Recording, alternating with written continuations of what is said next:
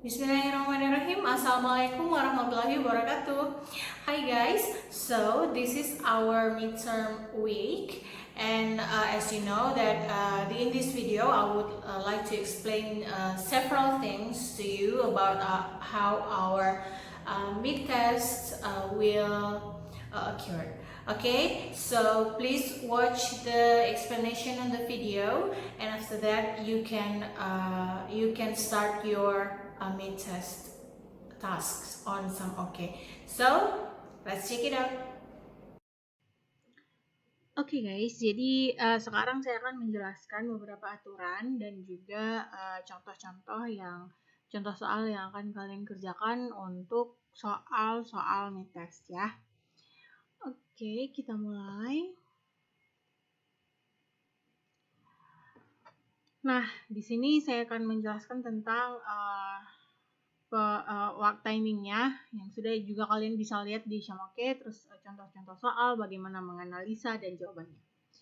Oke, yang pertama kita bahas dulu timingnya. Nah, untuk yang tas 1 itu dia ada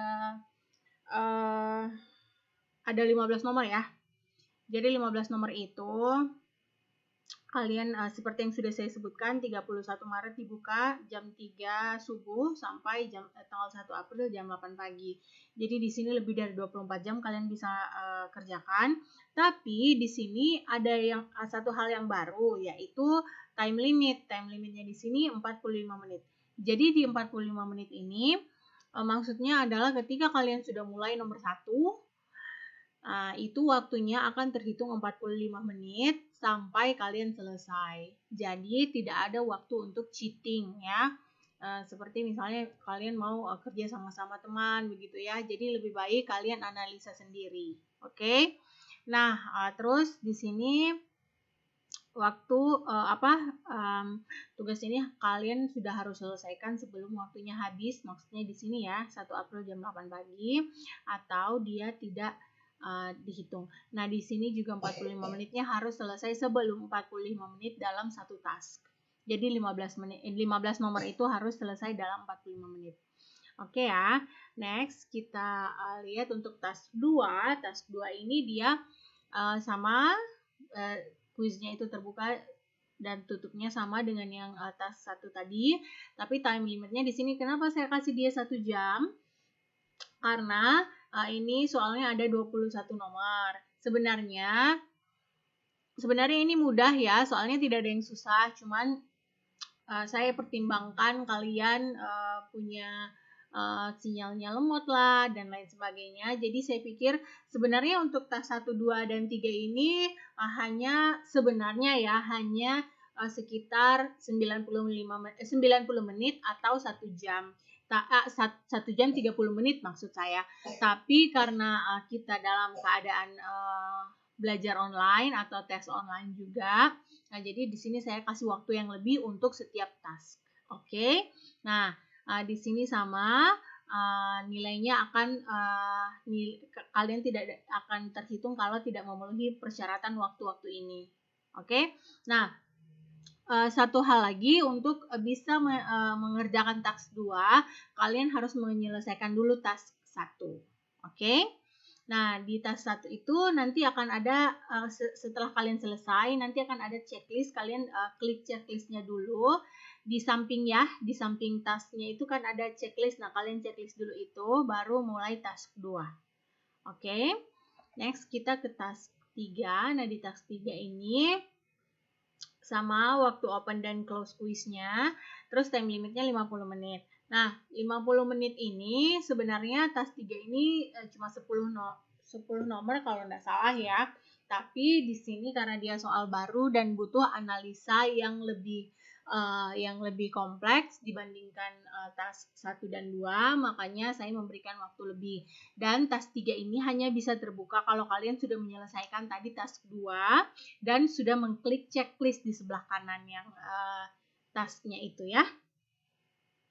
Oke, selanjutnya kita masuk ke contoh ya. Kita masuk ke contoh soal. Nah, contoh soalnya task 1. Nah, task 1 ini soalnya adalah pilihan ganda, bentuknya seperti ini ya. Nah, jadi coba kita bahas, kita analisis. Jadi di sini untuk bagian ini saya mau berikan kalian contoh soal, terus bagaimana cara menganalisa dan bagaimana menjawabnya. Oke, supaya kalian bisa langsung kerjakan. Nah, di sini ada Henry Adams, born in Boston, blank, famous as a historian and a novelist.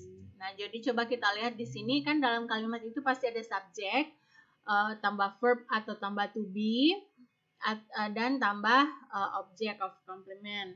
Nah, kita pertama lihat di sini Henry Adams berarti ini subjek ya. Seperti penjelasan sebelumnya juga, kalau ada 2 koma seperti ini, 2 koma di tengahnya itu kita tidak pertimbangkan untuk secara gramatikal, perubahan secara gramatikalnya. Jadi ini tidak mempengaruhi. Lalu di sini kosong yang akan kita cari jawabannya di sini.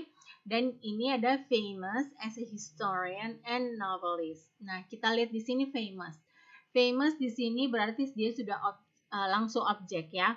Famous di sini adalah adjektif ya. Dan di sini sebagai objeknya. Nah, object of complement-nya. Nah, berarti kita tinggal mencari yang pertama adalah verb atau to be. Nah, kita lihat dulu dari D. And he became. And he became ini double ya, karena di sini ada he, sementara di sini sudah ada subjek. Berarti kita tidak butuh lagi subjek, berarti D salah. Terus C, he was itu sama. Sama di sini dia double, kita tidak membutuhkan he. Terus di sini yang B-nya and became. Ini tidak relevan penggunaan and di sini karena bukan menambahkan atau bukan menambahkan klausa, frasa atau kata benda. Nah, jadi di sini kita hanya butuh satu verb yaitu became. Jadi di sini jawaban yang benar adalah alpha ya. Oke. Jadi begitu cara menyelesaikan tas 1.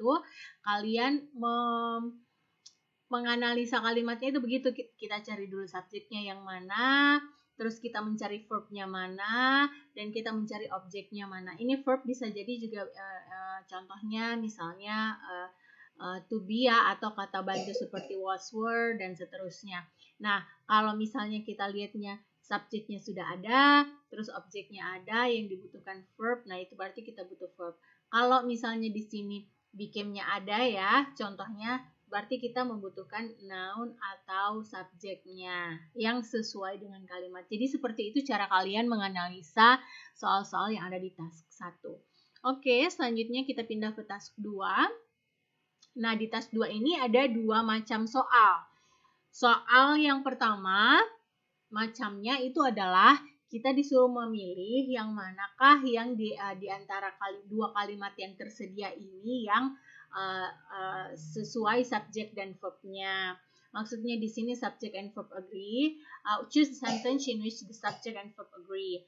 Jadi yang mana yang sesuai dengan akidah atau aturan grammar. Nah, coba kita lihat yang A. Every one of the shirts has a green color. Yang bagian B. Every one of the shirts have a green color. Yang beda di situ adalah has dan have. Nah, di sini seperti yang saya sudah materinya ini sudah saya pernah jelaskan ya. Kenapa di sini ada 2 macam? Apakah dia pakai have atau has? Nah, kita lihat di sini every one of the shirts. Berarti kalau ada every one, nah di situ dia berarti terhitung singular. Berarti kalau dia singular, jawaban yang benar adalah has, yaitu pilihan A, choice A yang benar ya. Oke ya, jadi begitu ya caranya cara menganalisanya ya. Saya harap kalian bisa menganalisa. Saya sudah mengajarkan bagaimana cara menganalisa tiap soal. Oke, kita pindah ke contoh kedua. Apa maksudnya jenis soal yang kedua? Nah, ini adalah jenis soal true or false. Tapi kita masih di task 2 ya. Jadi task 2 ini nanti soalnya random, tidak berurutan, misalnya true or false duluan atau misalnya yang subject verb agreement duluan. Jadi dia acak dan bisa yang duluan dan random itu bisa macam-macam ya. Oke. So decide whether the sentence is true or false. Coba kita lihat. Each of these have been ruined. Nah, kira-kira ini benar atau salah? Nah, kita lihat di sini subjeknya adalah each of these. Ini dia pasif ya, dia kalimat pasif. Jadi kita lihat di sini yang sesuai adalah pasti tunggal dan jamaknya lagi, karena perbedaannya adalah jelas kalau ada each-nya ini pasti tunggal, dan ini harusnya bukan have tapi has. Jadi each of these has been ruined. Jadi kalimat ini adalah false. Oke ya. Jadi seperti itu untuk yang task 2. Ada 2 jenis soal dan masuknya yang mana duluan itu random. Oke, selanjutnya kita masuk ke task 3. Nah, di task 3 ini kalian disuruh memilih yang salah. Nah, jadi semua kalimat yang ada di task 3 itu salah. Tapi bagian manakah yang salah dari kalimat itu? Nah, jadi kalian jawaban yang benarnya adalah bagian yang salah dari kalimat tersebut. Nah, kita lihat di sini, scientists at the medical center is trying to determine if there is a relationship between saccharin and cancer.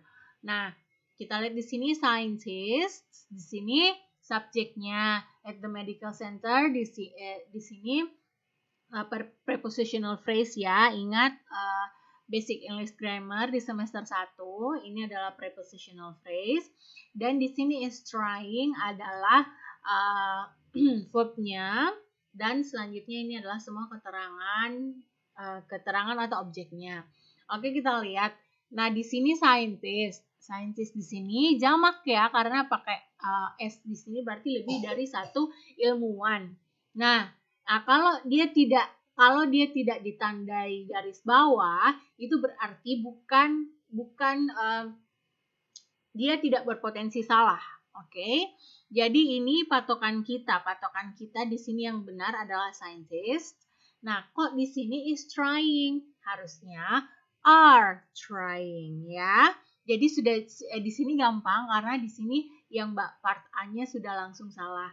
Nah, to determine ini tidak ada salahnya. Terus if there is a relationship, di sini saya sudah pernah menjelaskan juga mengenai there ya.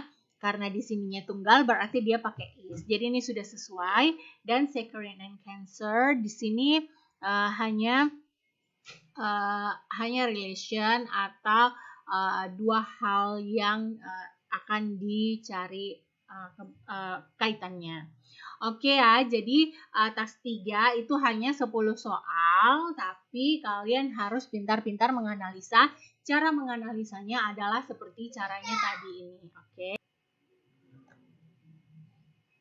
Nah, jadi di sini hanya quote motivasi ya. Jadi kalian katanya George Bernard Shaw di sini, progress is impossible without change, and those who cannot change their minds cannot change anything. Nah, jadi di sini maksudnya saya bukan mau merubah kalian, tapi kita di sini change dalam artian mengubah, memperbaiki ya. Jadi kalau kita mau maju atau kita mau menjadi lebih baik, kita harus bisa mengubah sesuatu hal apa saja, seperti misalnya semua hal yang negatif yang kita sadari kita punya, itu kita pelan-pelan kurangi. Tidak usah terlalu banyak, mau positif tapi negatifnya juga banyak. Coba kita kurangi dulu negatif sedikit demi sedikit, supaya kita dalam hal kalian belajar ya, dalam hal kalian mendapatkan pengalaman dan ilmu. Nah, jadi saya harap kalian kalau merasa punya kekurangan dan paham bagaimana caranya kalian mengatasi itu, misalnya seperti waktu belajar atau waktu kedisiplinan waktu. Jadi di sini kita bisa pelan-pelan mengubah diri untuk menjadi lebih baik. Oke. Nah, selanjutnya hanya itu, saya harap kalian bisa menjawab semuanya dengan benar, pelajari dengan baik, fokus dalam mengerjakan soal karena ada time limitation-nya. Lakukan yang terbaik dan jangan lupa berdoa. Okay, so good luck. Oke ya, jadi itu tadi semua penjelasan tentang bagaimana kalian nanti seharusnya mengerjakan uh, task di Shopee. Jadi silahkan dikerjakan pelan-pelan saja, sesuaikan dengan semua instruksinya, dan saya harap kalian dapatkan nilai yang terbaik untuk nilai akhir di Intermediate English course nanti. Oke, so good luck and see you again next week. Assalamualaikum warahmatullahi wabarakatuh.